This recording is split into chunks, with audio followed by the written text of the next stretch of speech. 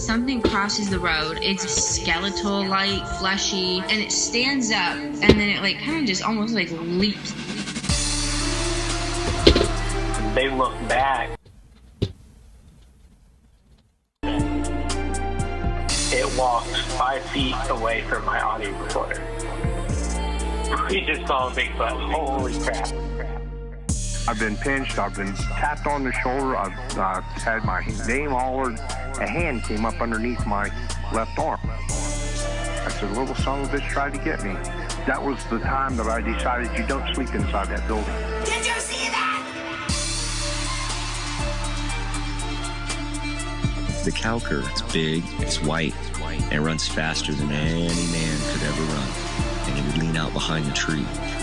Listen, that's why we never go out, because the booger will get you.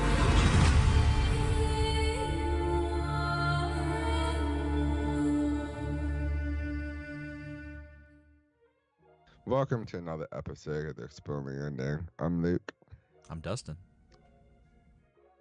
Today we talk to Paranormal Pat. You mean you He talked to is Paranormal Pat?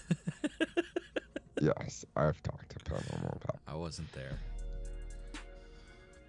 He is a paranormal investigator, and he's been investigating for a while, and now he is on his own, doing his own thing. And today we talked to him about what got him into the paranormal and different stuff like that. Cool. Are you ready to hop into this episode? Yeah, let's go. How are you doing today? Doing all right. It's a little rainy, but it's fall finally. Yeah, I know. It's nice. So, what got you into the paranormal? I've kind of always been interested in it since I was little. I've always wanted to watch the shows on TV, and my parents always told me no because I was too young. So as I got older, my mom wasn't into it at all. But my dad, he would watch them with me. So we'd watch them together. And then as time went on, I don't know, it was almost like an addiction kind of. Like, I was like, oh, I watched this show. I got to find another show that has the same feeling when I watch it. And then it turned into a buddy of mine was starting a group back when I was starting high school. And he asked if I'd be a part of it. He was in another group prior to that, but he asked if I'd be a part of it. And I said, yeah, I'd love to, because I wanted to help them out at events that there's a museum by me. He used to do events there. And I used to help them out. So I got in that way. Awesome. I always been into the paranormal growing up. My dad was into it. He went on ghost there's events and stuff like that. So I kind of grew up into the whole paranormal thing. My house was haunted growing up, so I was like raised into it. Yeah, my house is haunted, but everyone just thought I was nuts growing up. Yeah, no one believes you when you're little kids and you're like, oh, you're just imagining things. Yep. So do you go on pretty popular locations? Do you go anywhere like that? Or do you just do local stuff? So we, the old group that I was in, we've always used Strauss Mansion, which it's notoriously haunted here in New Jersey, in Atlantic Islands. That was our main location, and I recommended that we really try and expand and do different locations, whether they've been known or unknown, preferably places that no one's gone to yet, just to kind of split it up a bit. And we started doing a little bit of that. But then the guy that I was doing with, he wanted to be more of the history side, and I wanted to be more the paranormal side. So we parted ways, and I started my own channel. But the channel's still doing great now that it's all history with him. But as far as these locations, nothing specific that was like, oh, this is a really haunted place. We have to go. We haven't had any of those opportunities, and I haven't had any of those yet. But my channel, I just started. I only have 2 videos out right now. A third one comes out next month. Honestly, the hardest part of doing it alone is figuring out exactly where to go. Yeah. Because, I mean, like, I know of places to go, but it's a matter of a location might want like $450 for the night, or it's like, oh, I could do this location, I don't have to pay for it, but a million other people have already done it. Yeah. It's the battle in between. So I haven't done anything like super haunted, specifically haunted, like, oh, come here because of this. I kind of try and find little things that no one's seen before. Like the first one, my first video I mentioned about a investigation a while back at Fort Hancock in New Jersey, and so that was my first location. And my second and third location were both family members' houses. So for the fourth one, now I got to actually think about where I want to go. Yeah, we're planning a trip to Moundsville Penitentiary Oh, really? in the near future, and we're looking for people to go. So we'll hit you up and see if you're able to go to Moundsville. Where is that? Huh? Where is that? West Virginia, Moundsville Penitentiary. Virginia. Yeah, It's it a all pretty- just depends on time. It's about It's it. a pretty big place. You've probably seen it on some local haunted shows like Ghost Hunters and Ghost Adventures and stuff like that. Probably. There's so many of them. It's at this point, I think of one and I'm like, oh, it's there. It's like, oh, it's not actually there. What would you say your favorite location is? My favorite location. It's funny you say that because we were so sick and tired of investigating Strauss Mansion, and we went almost a year or more not investigating there before we ended up doing our own things. And even now, I'm like, I want to go back there. Like, I don't know. It's like a second home because we were doing everything there for, geez, 7, 8 years straight. We were there in the beginning. We were there almost 2 or 3 Fridays out of the month, or Saturdays, and then different events going on during October. You were there practically the entire month of October. And I don't know. It's just kind of feels like something is drawing me in, but I know that when I get there, because the spirits are going to recognize me, they're not going to do crap. I think my theory is I think once they recognize you more, I think they have more open ability to like talk to you and communicate with you. Oh, 100%. We've made personal connections with spirits at the mansion, but it got to a point where it just seemed like they were bored with us. They're like, oh, we do the same stuff for them over and over and over again. Like, let's bring some new groups in. Let's expand this, because it used to just be us, and every once in a while a new team would come in to do it.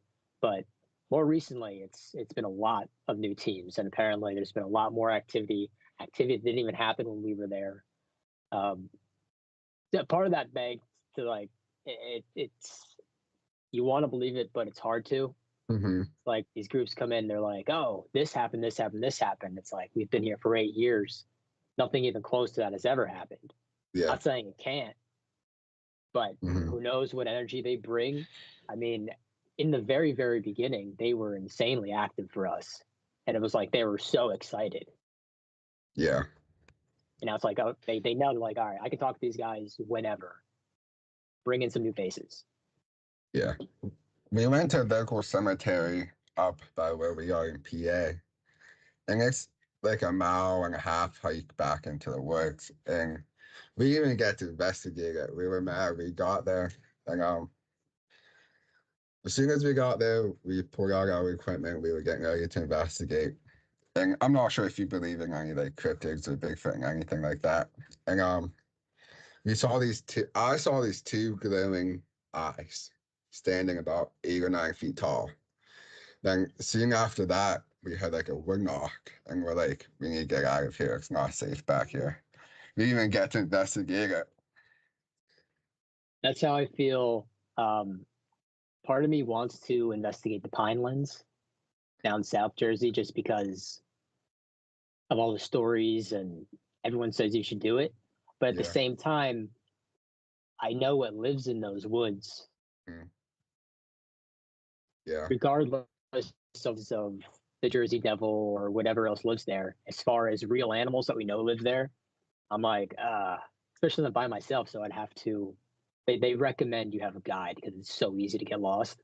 hmm But I'm like, I'm by myself. I'm not just gonna bring out a guide and it just be me and him. Yeah. It'd be weird. And I'm not walking through the middle of the woods alone at night when there are cats in there the size of me that are Mhm. hungry. Yeah. I don't blame you on that one. Not at all. I don't even have any notes or anything about you. How long have you been doing this all together? So I joined in the first time I joined the investigation team was probably about end of 2015, maybe beginning of 2016. So about 8 years Oh wow.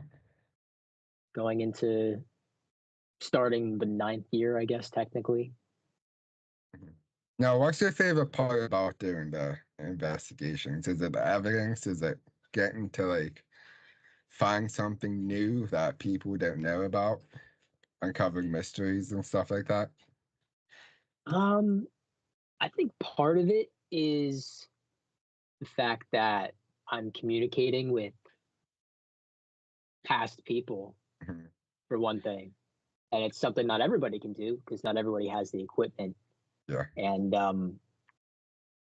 on the back half of that, I very much enjoy editing the videos together. And even though sometimes it drives me crazy to listen to the same 1 minute clip for an hour straight, when you get that one solid, clear response, you're like, it just makes the entire time you're out there worth it. Yeah, I have a pretty good EVP on my phone. Um Dustin, the one who you talked to originally, who invited you on the show, he's wasn't able to make it today. On Friday the 13th, we went back to that cemetery, and I got a call from my fiance, and it didn't get through, and so I called her back a half hour later. I was like, "What do you want?" She's like, "What do you mean I was sleeping?" I was like, "I just got a call from your phone." She's like, "That wasn't me. I was sleeping." So I got a voicemail on my phone, and it says, "She's mine." And it's real creepy, like voice. I can play it for you. And he's like, "Are you sure she's not like messing with you?" I was like, "I'm 100% sure she's not messing with me." And it's clear as day. One of the best EVPs I've got, not even trying. I'll play it for you. Oh, I need to put it on the speaker.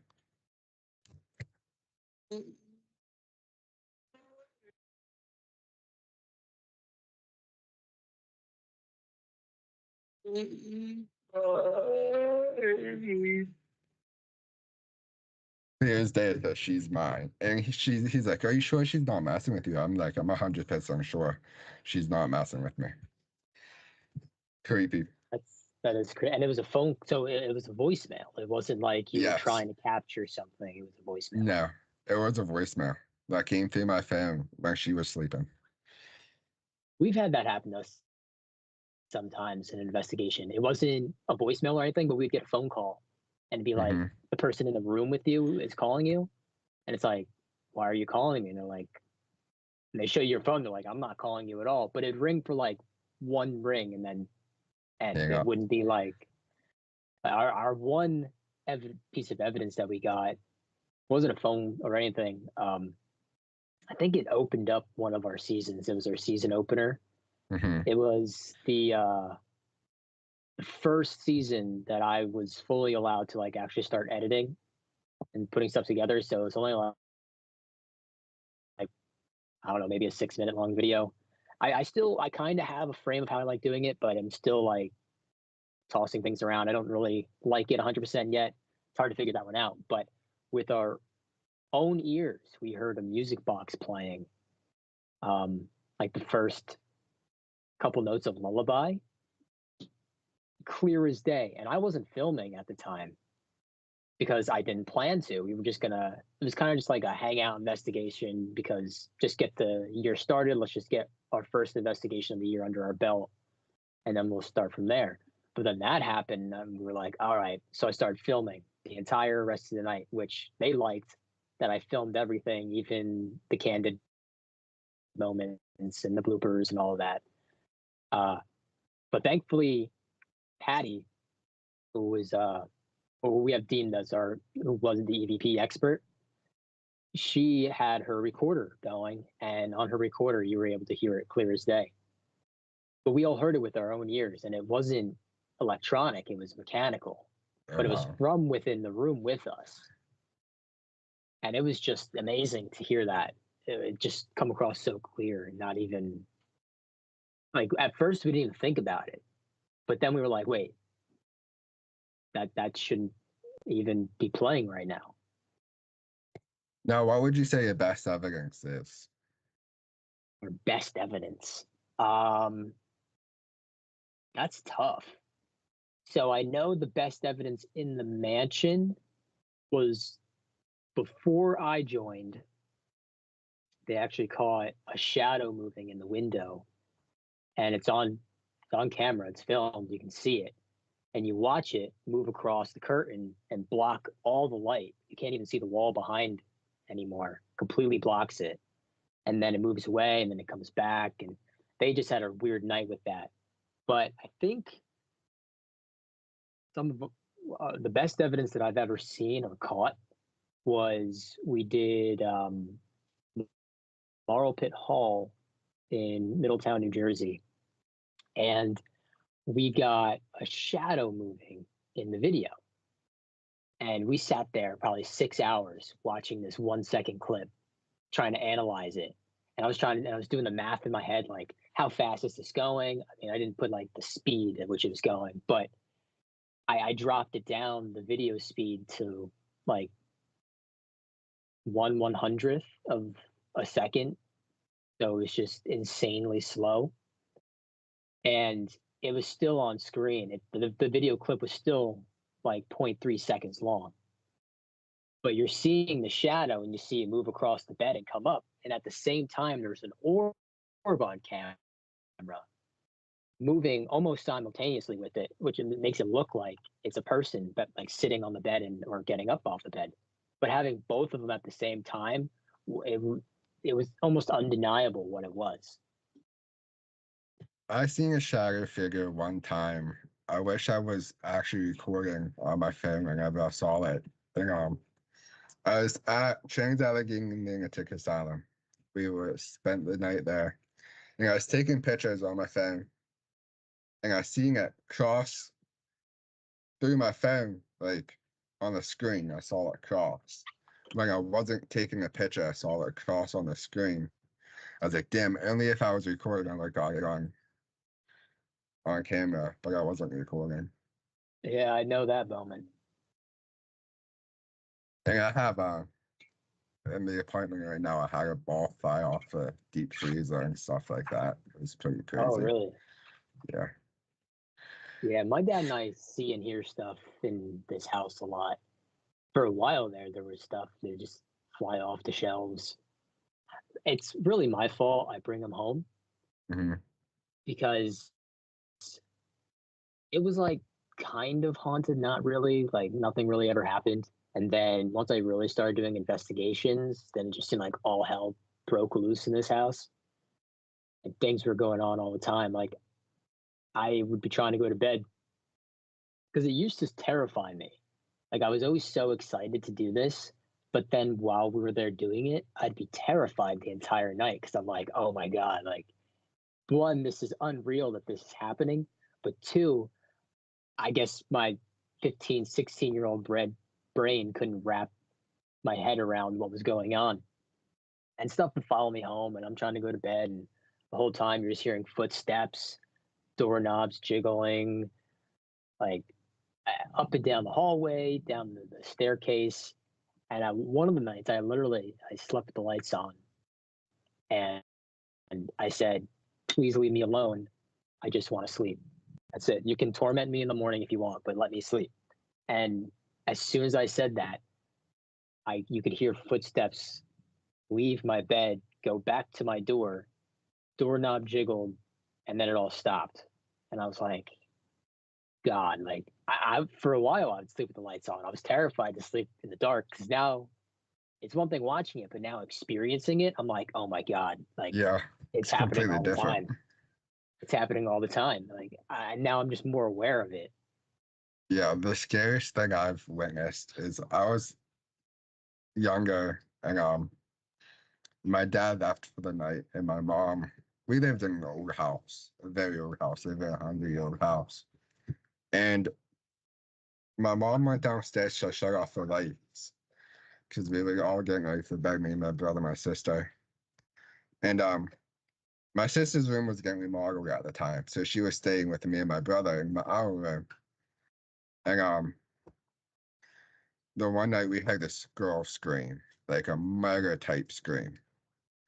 And I'm the oldest, so we're like, go check on my mom. Maybe she got scared or something. And I was like, I ain't going down there. This was like a terrifying scream. I was like, I ain't going down there. So she comes up like 2 seconds later. She's like, why'd you guys scream? Like, it wasn't us. We thought it was her. She thought it was us. I called my dad in tears. I was like, you gotta come home right now. And after that night, I slept with the TV on every night. That happened in my old school. It closed down, and summer camp would still be held in the gym. Mm-hmm. So we did a hockey camp, and one of the days after that, we decided to investigate. We didn't film it, but we're standing there. I guess it was the second floor, and all of a sudden, like, same scream, like this blood curdling cry for help. And we literally sprinted down the hallway from where it came from, thinking something happened outside. They got in and they desperately need help. We get down there, all the doors are locked. There's no one in the building. It's just us. We're like, holy crap! Like it was just, I don't even know how to explain it. It was so perfect that we didn't even think spirit whatsoever. Like, that was a human. Mm-hmm. That's what this sounded like. It didn't sound like a spirit. It sounded like a human. Now, schools are creepy at night whenever. I mean, me and Dustin's full-time custodian. Uh, besides this, we're custodian at the local high school. And it's creepy in there. We work 3 o'clock to 11 o'clock at night. And it's creepy in those schools at night. It's honestly, it's because like all the lights are off. You just have the red glow of the exit signs. It's just super eerie. And if anyone watching this is a fan or listening to this is a fan of anything scary in any way, you know, if that's what it looks like, you're gonna die within the matter of 10 minutes. Yeah. Like, every scene, it's dark and scary like that. You're either getting sliced up completely and somehow survive, or you're dead. It's one or the other. It's one of the two. Hillview Manor up here in PA, it's like that. Like, the only lights in this building are like the red and glowing signs, and it's just so eerie. It's like, I feel like I'm in a horror movie. Yeah. Yeah, I want to do more nighttime investigations, but I don't really have anything for it. I just have the flash on my phone because that's what I use to film. And yeah, that's really, all we use. Like, I kind of also want to try and go into the full spectrum and all of that, just because, one, you can't see regardless with that because it's so dark, it doesn't really emit any light. But two, at least say I need to get away, I can. I can't see a damn thing. And once I turn the phone around, It's just dark and white spots. That's all I see after the flashes now, which I'm recording something, say, on the wall or in distance. Yeah. I'd rather not be able to see because of it being a light and I can just use a flashlight real quick, rather than being completely blinded by my flash and really not being able to see and it just be dark afterwards. We use these headlamps we got on Amazon.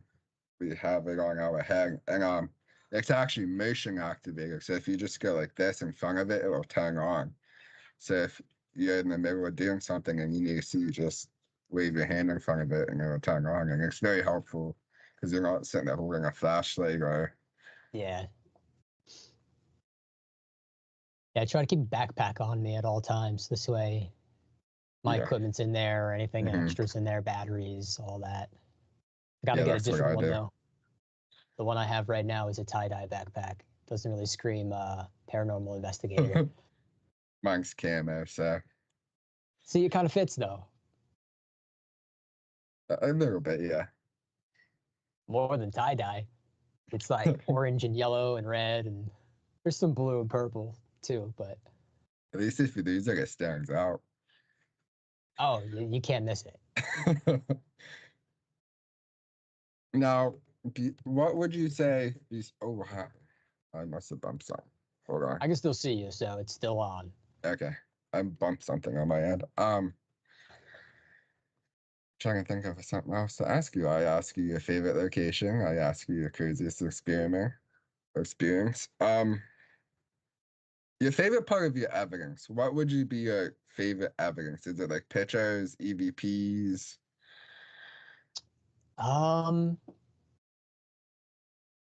Favorite evidence. Your I don't favorite know, way to honestly. get evidence, like EVPs or. Well, the main thing I use is the spirit box just because I am alone. So there's nothing to bounce off of, really. Like, Yeah. if I was to do an EVP session, I could do that. But if I was to try and include that, it's hard because there's nothing else going on other than just being me. Mm-hmm. Like in TV shows, you always see like, oh, there's two people on camera. There might be a third person also on camera you're watching. There's 3 different angles. But Yeah. when it's just yourself, it's just the one angle, that's it. There's not really any space to move in and out.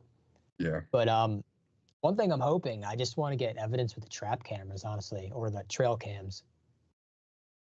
I want to just get those activated by something That'd be in interesting. there.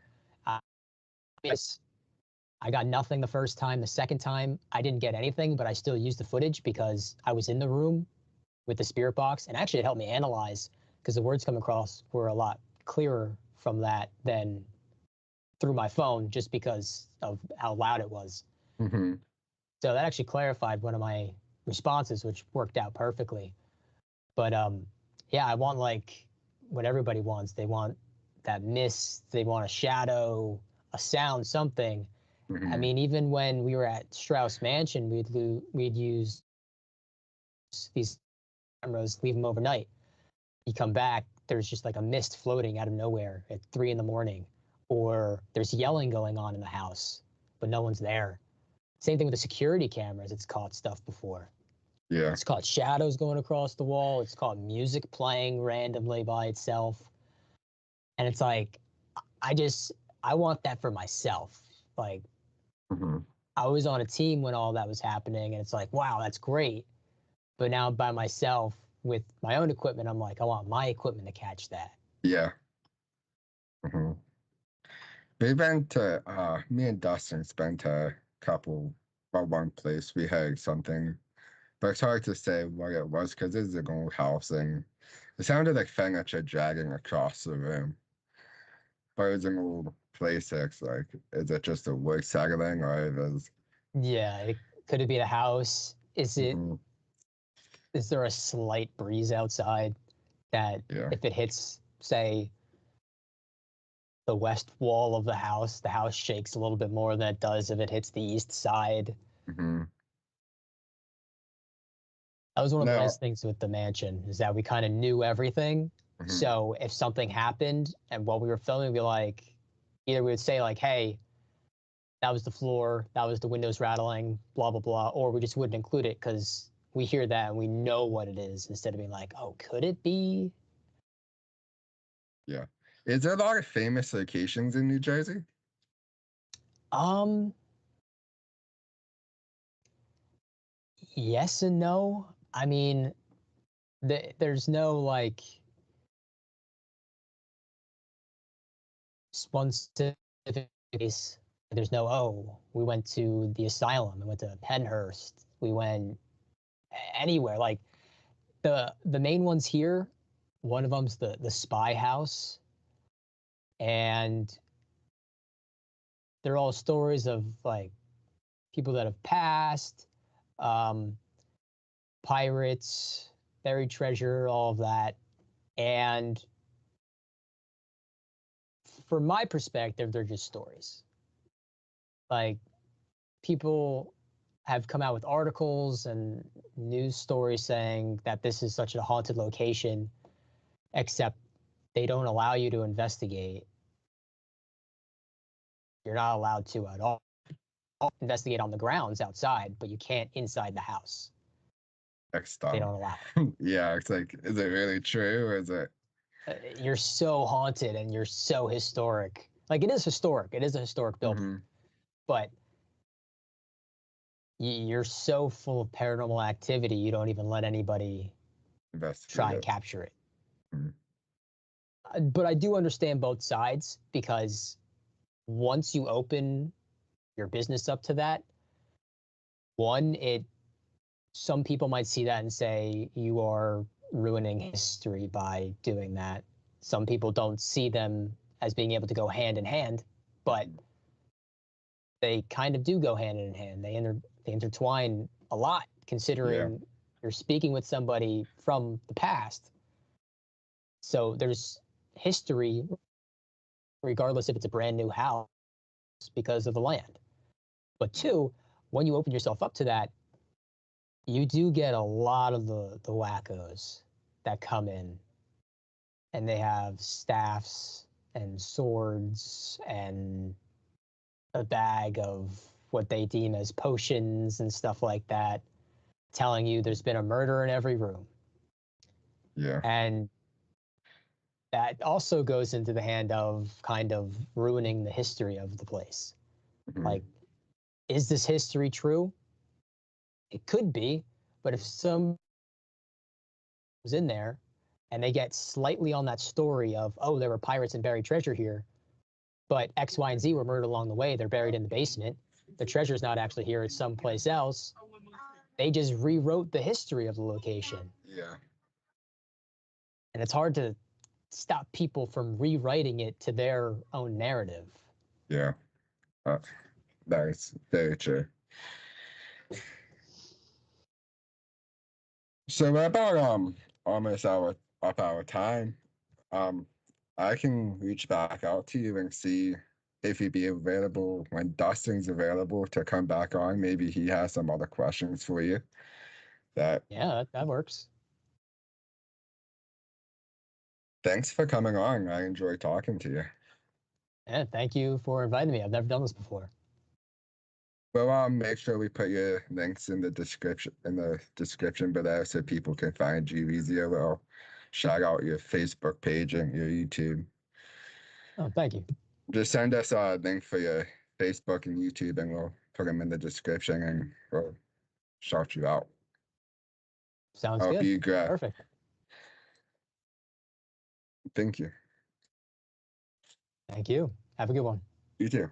Thanks for listening to another episode of Exploring the Unknown. This was a really good episode. I'm not sure, I wasn't there. I feel like, well, that's the thing though. That's what I like whenever you do these episodes by yourself, because then I have an opportunity to enjoy the fruits of our labor from the viewer's perspective, you know? But you still get to listen to it a little bit when you do the editing. Yeah, kind of, sort of. I don't know, maybe you ought to. This was all you, dude. Maybe you should do the editing for this one. I don't know how. You got this. You got this. You learn. You could go watch a YouTube video. You could do it. I trust you. I'll send you all the files. Okay. You gotta put a button on flash drive. Yeah.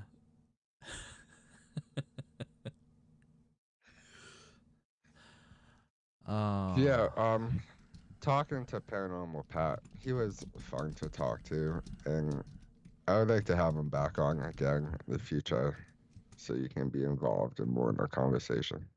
Yeah, I follow him on TikTok. Yeah, I would love to have him back on. I'd love to have a conversation with him. He seems like a really cool guy. Just from listening to him on his TikToks, he seems pretty passionate about what he does. I would say, yeah, he is pretty passionate about what he does. You ready for the podcast mentions?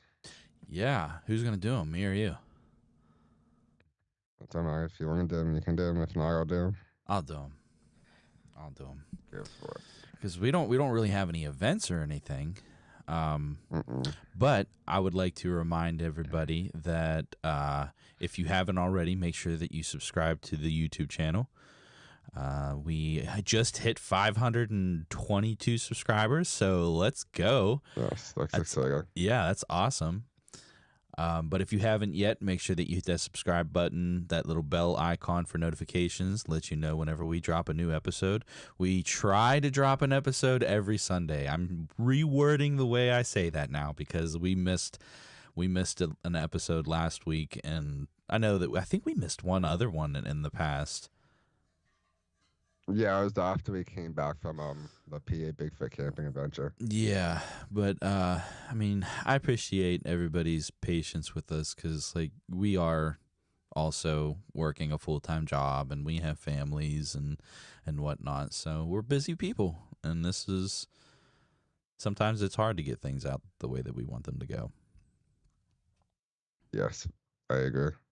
But something that you guys can do to help us in supporting the podcast is that we have a donation page on our website at exploringtheunknownpod.com where you can donate a small amount to either a PayPal or a Cash App. And if you want, you can put in the description for that donation a would you rather question or a thought-provoking question, or even if you just want to say hi, that'd be cool too. And we also have some affiliate links down in the description where you can purchase ghost hunting equipment if you're into the paranormal and want to up your game with some new equipment. Ghost Stop has some really great stuff, and if any purchases that you guys make through those links will help support the podcast. So yeah, there's that as well. Yeah, another exciting news: we hit 1,800 followers on Facebook.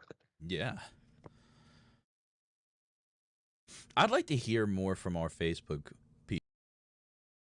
people. You know, if you're on Facebook, like because I know we share this on Facebook. If you're on Facebook, please go subscribe to the YouTube channel if you haven't already. But yeah, I think that's all for the podcast mentions. I say so. What do we want to do here? Do we want to do a would you rather, or do we want to do a thought-provoking question?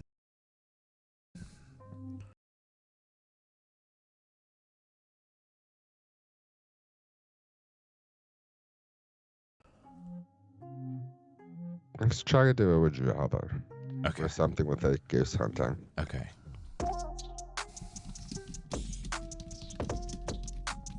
I'm going to mix the two, actually. All right. Are you ready for this thought-provoking would you rather? I am. Okay. Would you rather be able to communicate with spirits but never capture any physical evidence, or consistently capture undeniable proof of the paranormal but never have a personal interaction with the entities? Works hard. Oh, wow. Actually, yeah, you know, because I think about it from like two different perspectives. Are you trying to educate yourself about the other side through personal encounter, or are you just trying to document the proof of the paranormal? Can you say it one more time? Would you rather be able to communicate with spirits but never capture any physical evidence, or consistently capture undeniable proof of the paranormal but never have a personal interaction with the entities?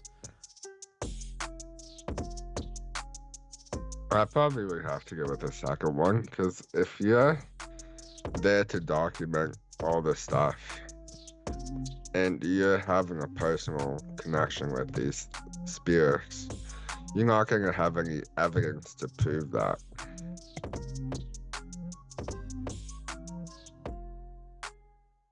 You're not going to be able to document it. So I would like to be able to document it and not have any personal encounters.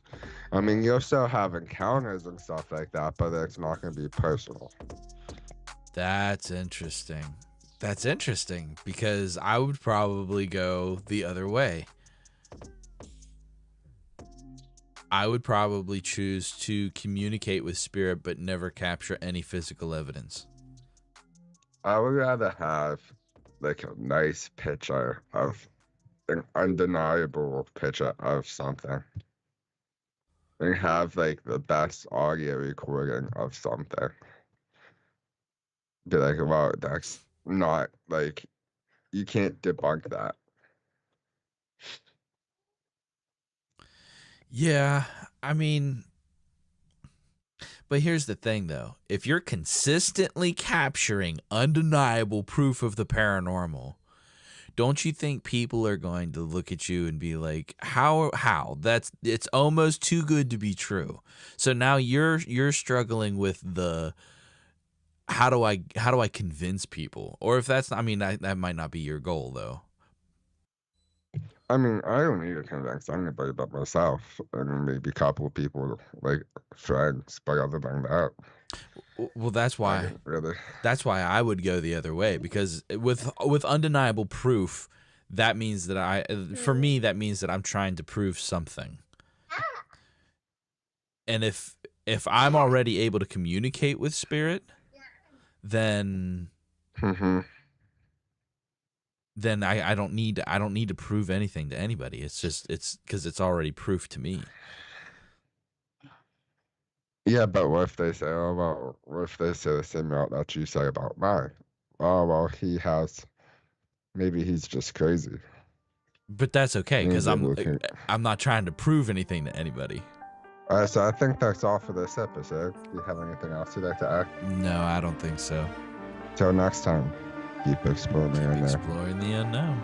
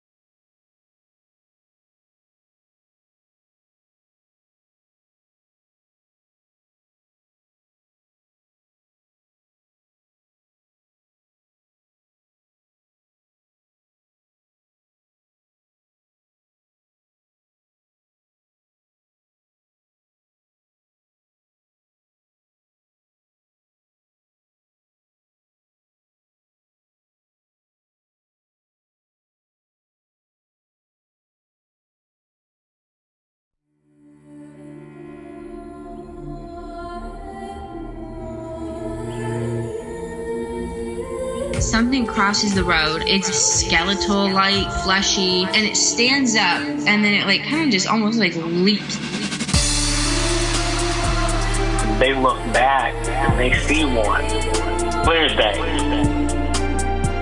It walked 5 feet away from my audio recorder. We just saw a Bigfoot. Holy crap.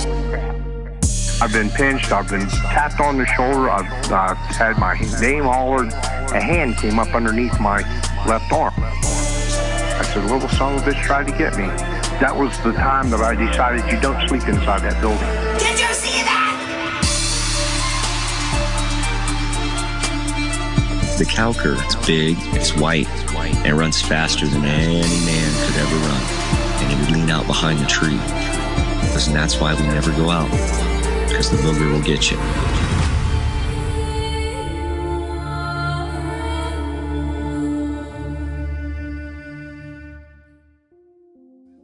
Welcome to another episode of This World Ending. I'm Luke. I'm Dustin. Today we're going to talk about the lore and the legend of the Grim Reaper. Of the Grim Reaper. What did you... Before we get into that, let's talk a little bit about what we were doing recently with these lives. So... Okay, go for it. Lately, Luke and I has been going out after work and going live on YouTube, going live on Facebook, and doing some paranormal investigating. We had some activity that we wasn't really expecting the first night that we went out to do the live, which the activity that we had, I would say, would fall under Bigfoot activity. Yes, I would agree with you on that one. And the second time we went out, we had some more interesting things happen. What are your thoughts on that? I'd like to say, I mean, I don't want to say yes, it is what we think it is, but it lines up to what we think it is. And we think it's a possible Bigfoot, but we're not 100% sure. So we don't want to say, well, yeah, it's Bigfoot, then it's not. Right. I don't want to... We don't want to assume right. anything. Right. But I don't want to get too much into it because I feel like we could probably make a whole episode just on that topic specifically. I agree. So, but one more thing before we do get into the Grim Reaper stuff, just to let everybody know that we are going live regularly on Tuesdays and Thursdays, so make sure that you look out for that. Yes. Yes, we will. So around 11:30. Yo, yeah. Make sure we every Tuesday and Thursday. 11:30 p.m. That's Eastern Standard Time. So, are you ready to get into the Grim Reaper? Back to the Grim Reaper. Yeah. Would you like to tell the origin of the Grim Reaper, or would you like to? All right, the origin of the Grim Reaper. Back in the ancient days, the Grim Reaper is the symbol of death. Now, in Greek mythology, there is Thanatos, which is a personification of death as well in Rome in the mythology. He is also known as Mors in the Roman mythology. The art form of the time, death, often described death as a skeletal figure, and that's where the Grim Reaper came from. The Reaper was usually shown rolling a scythe, symbolize the harvesting of souls. Yeah. Much like a farmer harvesting his crops. Right. So, the Grim Reaper the origin is it seems to be all over the place throughout different religions and different times in history, that it has become a symbol of death, or it was a symbol of death earlier on. And you say ancient times, you talking around like the 14th century, whenever the Black Death was going on in Europe. Yeah, medieval Europe, Greek mythology, like back in Greek. Yeah, medieval Europe and whatnot. Then it goes even further back within Greek mythology to Thanatos or Thanatos. I don't know how to pronounce it. Thanatos, yeah. I also seen that there is another Greek, I guess it's a god of some sort, maybe. I don't know. But it's also kind of in the realm of death. I'm gonna butcher the name. Charon, maybe? And they were a ferryman of the underworld. Also influenced Death's role as a guide, is what I was finding.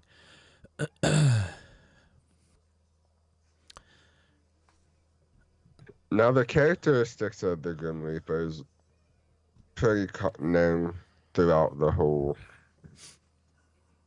like, by everybody, and it's the same characteristics. It is a skeletal like creature with a cloaked in a black robe with a hood. Yeah. And the scythe. Yeah.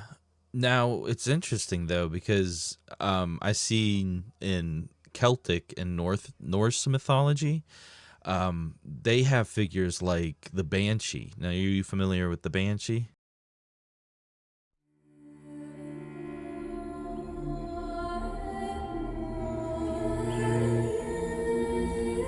Something crosses the road. It's skeletal like, fleshy, and it stands up, and then it like kind of just almost like leaps. They look back and they see one. Clear as day. It walked 5 feet away from my audio recorder. We just saw a Bigfoot. Holy crap.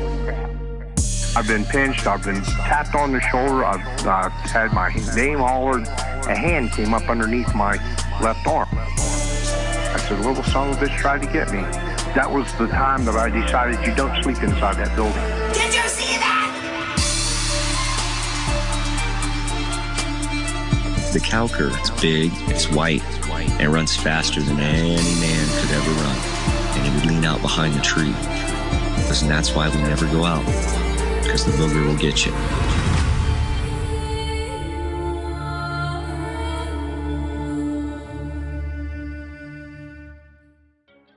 What's going on, everybody, and welcome back to another episode of Exploring the Unknown. I'm Dustin. I'm Luke. And we are the hosts with the ghosts. I don't know how I feel about that anymore, in all honesty. I feel like it's fading, and I'm just like, I'm okay with it fading. Anyways.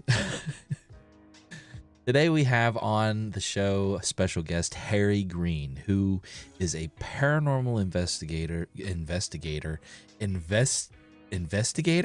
That didn't sound right when I said it the first time. Like, when I said it, my mind went, he's not an alligator, Dustin. He's not an alligator. I thought it sounded fine. I think it's because maybe my mind was thinking about the Hockomock Swamp still. But Harry is a seasoned paranormal investigator over in the Bridgewater Triangle, the mysterious Bridgewater Triangle. Now, the Bridgewater Triangle, for those of you who don't know, is a 200 square mile, reportedly, vortex. It's what they say it's a paranormal vortex.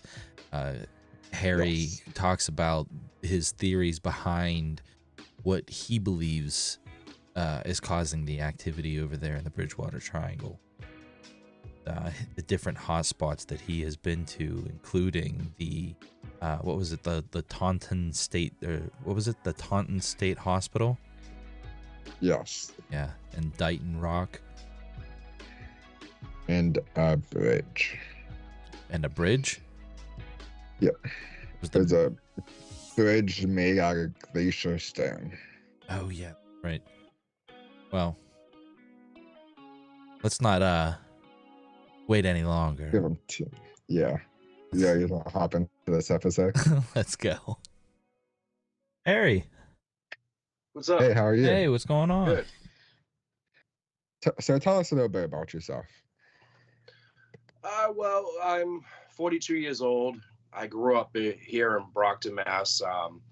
I used to patrol with the Alliance of the Guardian Angels, the ones to deter crime. We used to do all the winter blanket drives for the homeless. And in 2020, we were bored and sitting around, and we decided, you know what, let's get some paranormal investigation equipment, start, creating a YouTube channel and go up there ghost hunting, based on an experience I had when I was a kid. So that's pretty much it.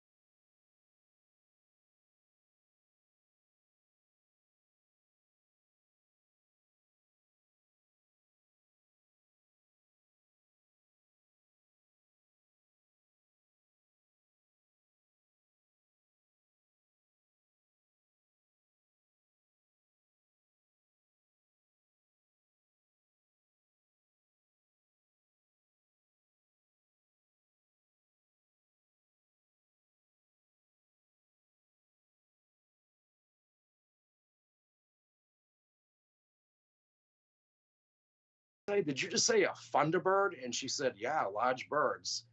Now I'm remembering the incident that happened when I was a kid. So I said, oh my God, I've seen this bird.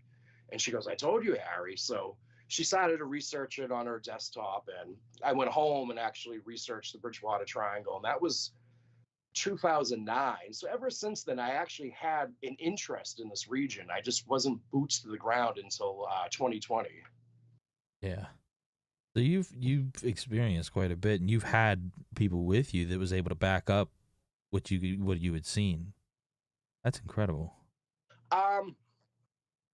Well, my friend Troy, I actually hit him up a couple years ago, and I asked him about the incident. I said, "Do you remember this Thunderbird?" And he said, "Yeah, I barely remember it." And I started talking about it on Facebook Messenger, and every message was being seen. He wasn't responding back. It wasn't until the YouTube channel started to grow, I actually messaged him a couple months ago about this, and he just said to me, yeah, I don't remember, Harry, but I believe you. It's like he wants nothing to do with it. That's interesting. Yeah, I've heard of people that aren't able to really cope with it, so they just kind of ignore it so that it just doesn't exist. Mm-hmm. Yeah. So what were your thoughts moving forward in 2000? You said 2010.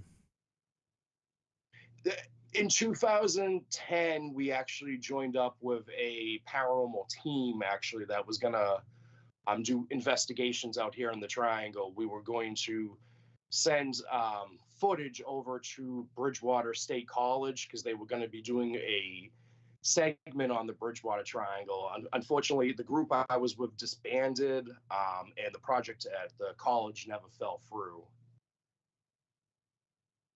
Now, do you mainly focus on just ghosts and hauntings, or do you go looking for like Bigfoot and things like that as well?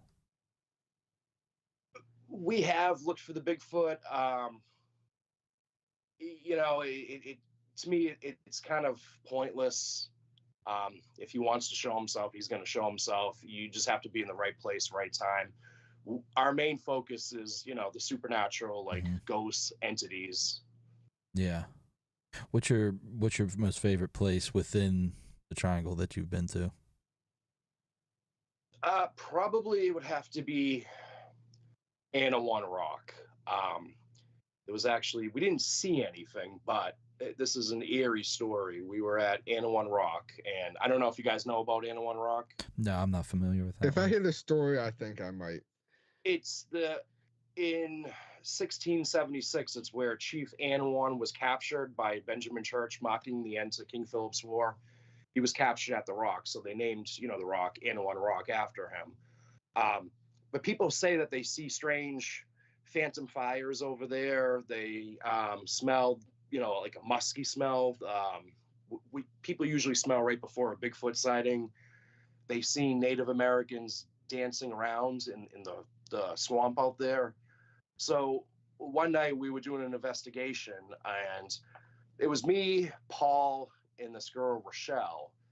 And we left Rochelle on the bench with a digital recorder. And I said, you know, try talking to whoever's out here. Maybe they feel more comfortable talking to a female. So me and Paul walked away. We were walking around the rock. When we got back to Rochelle, I said to Rochelle, anything strange happen? And she said, no. And she was acting very strange for the rest of the night. It's almost like she was out of it. And we started to, you know, hear footsteps loud, like thumps. We were also smelling this musky smell. Now, when I went home, I actually was reviewing the footage on the digital recorder that I left next to her. And you hear a voice, a woman's voice saying, chose me. And then you hear Rochelle saying, hi, honey. So she acknowledged something was there. But when I asked her, she said nothing out of the ordinary happened, and she was acting very strange. And the weird thing about this is she disappeared after. We can't find her. Oh, that's interesting. Yeah, it is. Now, from Massachusetts, they're named for the puck wedgies. Are you familiar with that? Yes. no one really out here has seen a Pukwudgie. They say that they roam Freetown State Forest because the forest was, Wampanoag native territory. No one's actually seen a Pukwudgie in the state forest. The only sighting actually was in the town of Rainham with Bill Russo. And I actually know Bill Russo personally. I've interviewed him before, and he never actually refers to it as a Pukwudgie. He always says the creature, because in reality, we don't know if it's a Pukwudgie, because a Pukwudgie is, in native terms, a 3-foot troll that carries poisonous spears that's known to be a shapeshifter. But again, there's really no evidence to back that up. That's interesting. I was watching, I just said a show earlier to him, Beyond Skinwalker Ranch. Yes. And they were there investigating the Bridgewater Triangle as well. Yeah. I've seen that episode. I've talked to him about the episode. No comment really on it. Let's just say. I'll tell you guys backstage. Yes, TV. So they show stuff that we all know how TV works. Yeah. Now, have you ever? I'm not sure if you said there was a moment your audio was kind of cutting out for me, but had you said that you seen any UFOs yourself, like in person? I've never seen one. No. No. Yeah, that's. Of course, I want to, but I've never seen one. Right.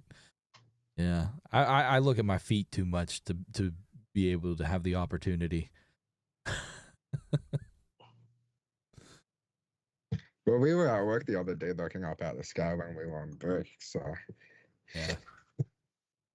There has been a lot of UFO sightings out here, actually, just right above Route 24. Yeah.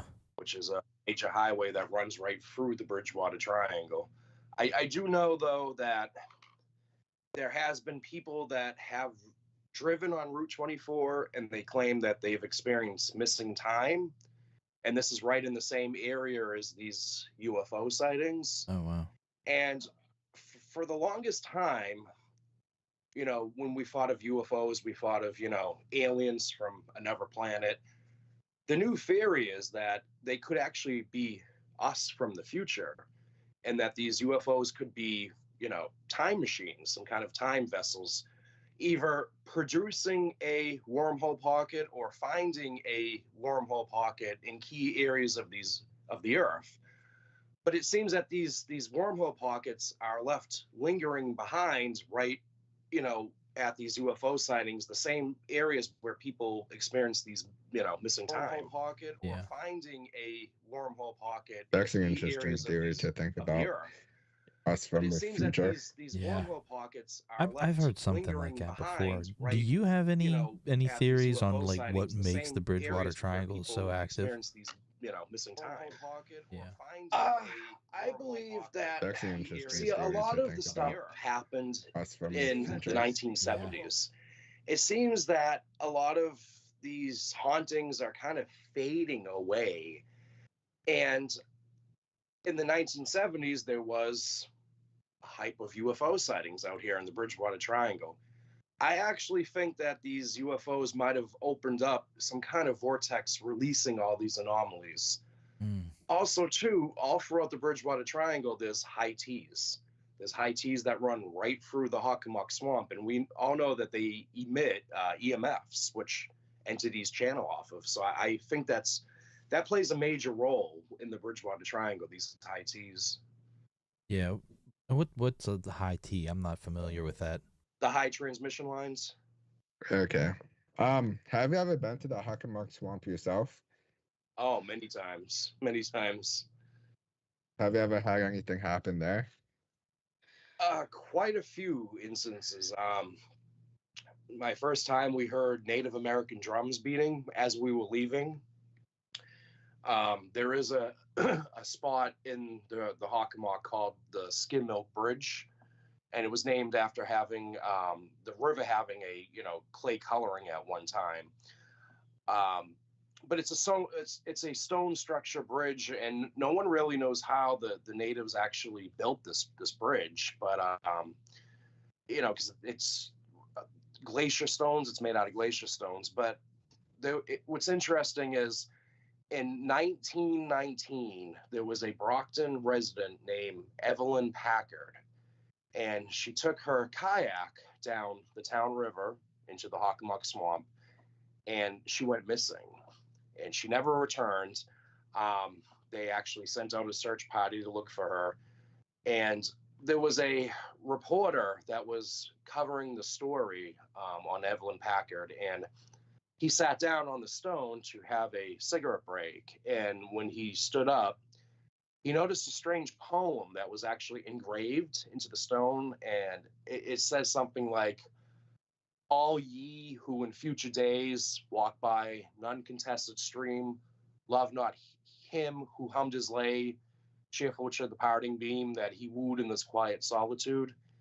And I think it took him like 80 years later to figure out that this poem was linked to Reverend Timothy Otis Payne, who had ties with Freemasonry. So they think the poem has something to do with that. But going back now, after he, discovered what is now known as Solitude Stone, the search party continued, and I think it was 4 days later, they found Evelyn Packard's body floating under the Skim Mill Bridge, and no one knows what happened to her. So that's actually a very popular spot to investigate. When we were out there, I know that we could hear whispers coming from the swamp. It sounds like a female whispering. When we were walking down the trail, I could have sworn I seen something up ahead. And when I went back to review the footage, you see this white, misty shape just float real fast by the camera. A year later, we were over there, and we could hear, a woman whispering. And one of the investigators, the Sister Jody, all of a sudden felt really hot. Like she wanted to actually take off her clothes. She felt really hot. She was sick. We had to get her out of there, and she wasn't really the same. Like we were talking, and we were saying, Jody, and she goes, "Huh? What? It's like she was out of it. As soon as she left the area, she felt 100 times better. So when me and the investigator went back to that area, we had a spirit box, and we were saying, Evelyn Packard, did anything happen to you when you were out here? And a voice came through that said rape. And, we was trying to make communication with her, and you can hear over the spirit box a woman that sounded like she was distressed, sounded like she was in distress. You could hear her saying, "I said, stop it, please stop it, please stop, please stop, please stop," over just like that. And you have that on recording? Oh, wow. Wow. Would you mind sharing that with us? We could share with our audience? Yep, it is on my channel. Oh, nice. Cool. Yeah, and we'll put your link to your channel down in the description below. That way people can find that too a little easy. Yep. The name of the video is the Hockomock Part 6, the Skim Milk Bridge. I'll have to look at that up after we get off here with you. Yeah, absolutely. What's out of all the investigations that you've done, excuse me, what's the most compelling evidence that you've gotten?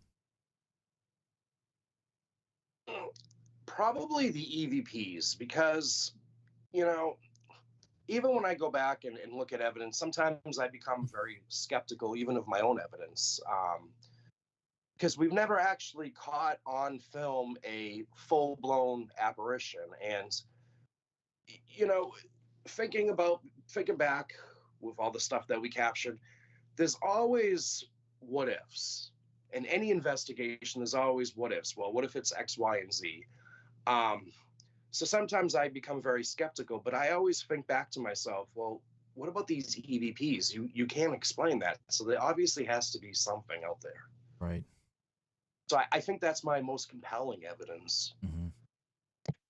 I would have to agree with you on that one. It's hard to faking. I mean, it's easy to fake an EVP, but if it's just you and somebody you know and you got something on audio, it's like, oh my god, like how's that possible?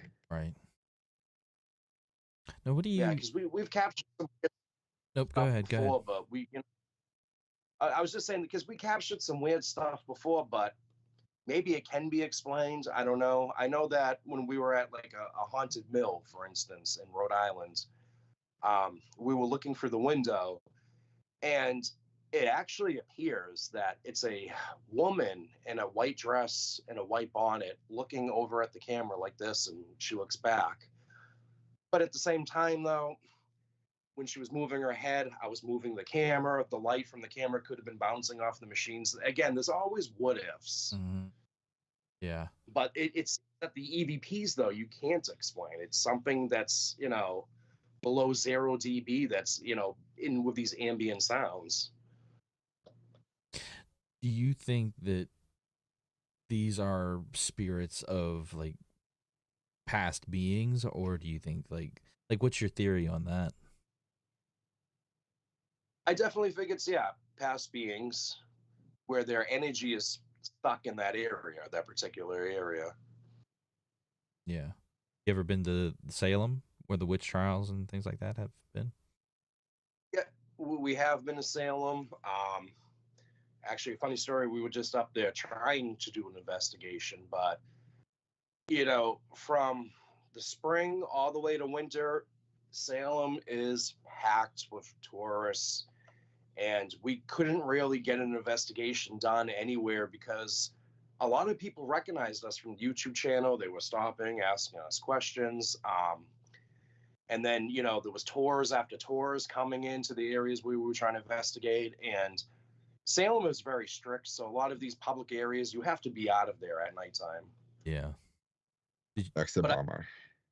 I talked to a lot of people in Salem, and everyone seems to say the same thing, that there may have been witchcraft, but there wasn't witchcraft involved back in 1692. It was all more so about greed, land disputes. You point the finger at a certain woman saying, she's a witch, she gets executed, you get to take over her land.